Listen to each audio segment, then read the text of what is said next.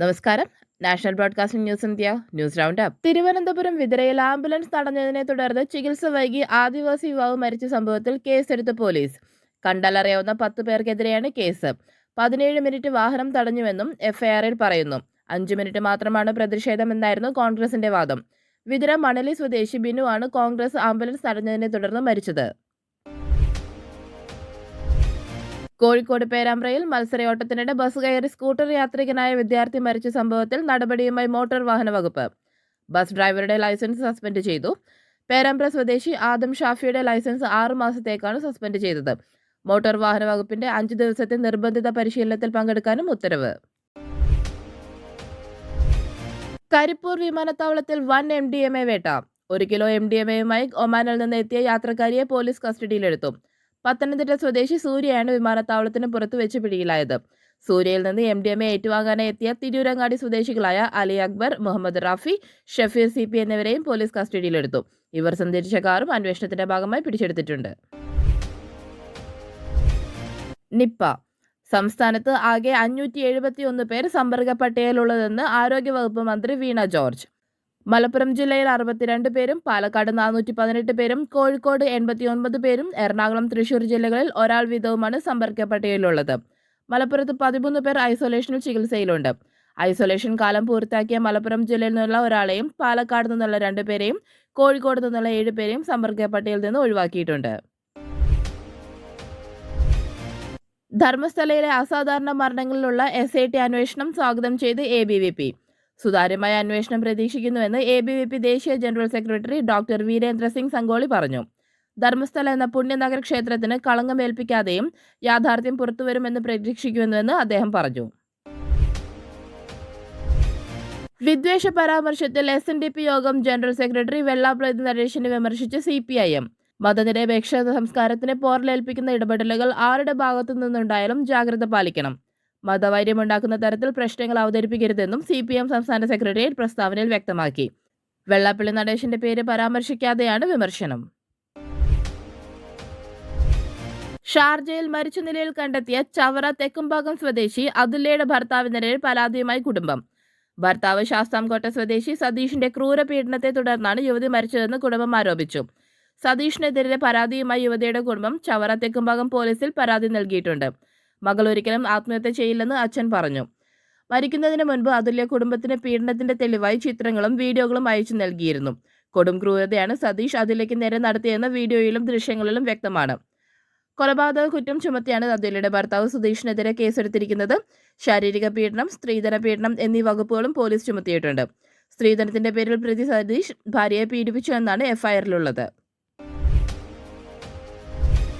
കണ്ണൂർ കൊട്ടിയൂർ പാൽച്ചുരത്തിൽ മണ്ണിടിച്ചിലുണ്ടായി. കണ്ണൂരിൽ നിന്ന് കൊട്ടിയൂർ വഴി വയനാട്ടിലേക്കുള്ള റോഡിലാണ് മണ്ണിടിഞ്ഞത്. വാഹന ഗതാഗതം പൂർണ്ണമായി സ്തംഭിച്ചിരുന്നുവെങ്കിലും ഇപ്പോൾ ഗതാഗതം ഭാഗികമായി പുനഃസ്ഥാപിച്ചിട്ടുണ്ട്. അതേസമയം കനത്ത മഴ തുടരുന്ന സാഹചര്യത്തിൽ ജില്ലയിൽ ഓറഞ്ച് അലർട്ട് പ്രഖ്യാപിച്ചിരിക്കുകയാണ്. കണ്ണൂരിന് പുറമെ എറണാകുളം, ഇടുക്കി, തൃശൂർ, പാലക്കാട്, മലപ്പുറം, കോഴിക്കോട്, വയനാട്, കാസർഗോഡ് ജില്ലകളിലും ഓറഞ്ച് അലർട്ട് പ്രഖ്യാപിച്ചിട്ടുണ്ട്. സംസ്ഥാനത്തെ കോൺഗ്രസ് നേതാക്കളുടെ വിമർശനത്തിൽ പ്രതികരിച്ച് ഡോക്ടർ ശശി തരൂർ MP. ആരെക്കുറിച്ചും ഒന്നും പറയുന്നില്ലെന്ന് ശശി തരൂർ പറഞ്ഞു. വിമർശനങ്ങളിൽ ആർക്കെതിരെയും ഒരു പരാതിയുമില്ലെന്നും വിമർശനവുമില്ലെന്നും ശശി തരൂർ വ്യക്തമാക്കി. ശശി തരൂരിനെ വിമർശിച്ച് K മുരളീധരനും രാജ്മോഹൻ ഉണ്ണിത്താനും രംഗത്തെത്തിയിരുന്നു. ശശി തരൂരിനെ കോൺഗ്രസിനൊപ്പം കൂട്ടുന്നില്ലെന്നായിരുന്നു K മുരളീധരന്റെ പ്രതികരണം. തരൂരിനൊപ്പമുള്ളവർ കോൺഗ്രസ് തകരണമെന്ന് ആഗ്രഹിക്കുന്നവരെന്ന് രാജ്മോഹൻ ഉണ്ണിത്താനും പറഞ്ഞു. ശശി തരൂരിനെ പുറത്താക്കാൻ സംസ്ഥാന കോൺഗ്രസ് നേതൃത്വം. മുൻ കേന്ദ്രമന്ത്രിയും തിരുവനന്തപുരത്തെ MPയുമായ ശശി തരൂരിനെ കോൺഗ്രസിൽ നിന്ന് പുകച്ചു പുറത്തു ചാടിക്കാൻ വേണ്ടി സംസ്ഥാന നേതൃത്വം മുന്നൊരുക്കം നടത്തുന്നു. തരൂർ കഴിഞ്ഞ ദിവസം നടത്തിയ പരാമർശങ്ങൾ പാർട്ടി 2ാം സ്ഥാനമാണെന്നും രാജ്യത്തിനാണ് മുൻതൂക്കം എന്നുമുള്ള അദ്ദേഹത്തിന്റെ പരാമർശം കോൺഗ്രസ് പാർട്ടിയെ ചൊടിപ്പിച്ചിട്ടുണ്ട്. തിരുവനന്തപുരത്ത് നടക്കുന്ന പാർട്ടി പരിപാടിയിൽ നിന്നും ശശി തരൂരിനെ ഉൾപ്പെടുത്തിയിട്ടില്ല. ഇതിനോടകം K മുരളീധരൻ പ്രസ്താവന നടത്തി. കോതമംഗലത്ത് ഭീഷണിപ്പെടുത്തി യുവാവിന്റെ നഗ്നചിത്രങ്ങൾ എടുത്ത സംഭവം. യുവാവിനെ ഹോട്ടൽ മുറിയിൽ വിളിച്ചു വരുത്തി ഭീഷണിപ്പെടുത്തി നഗ്നചിത്രങ്ങളും വീഡിയോകളും എടുത്ത സംഭവത്തിൽ 2 പേർ അറസ്റ്റിൽ. കുട്ടമ്പുഴ കല്ലേലിമേട് മുള്ളൻകുഴിയിലുള്ള അമൽ ജെറാൾഡ്, നെരിലിക്കുഴി പാറയ്ക്കൽ അശ്വിനി എന്നിവർ സംഭവവുമായി ബന്ധപ്പെട്ട് പോലീസിന്റെ പിടിയിലായി. കോതമംഗലത്ത് സ്ഥിതി ചെയ്യുന്ന ഒരു സ്വകാര്യ ലോഡ്ജിൽ നിന്ന് രൂക്ഷമായ സംഭവം നടന്നത്.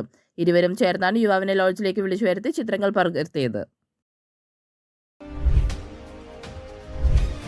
പുതുപ്പള്ളി MLA ചാണ്ടി ഉമ്മൻ നാലമ്പല ദർശനം നടത്തി.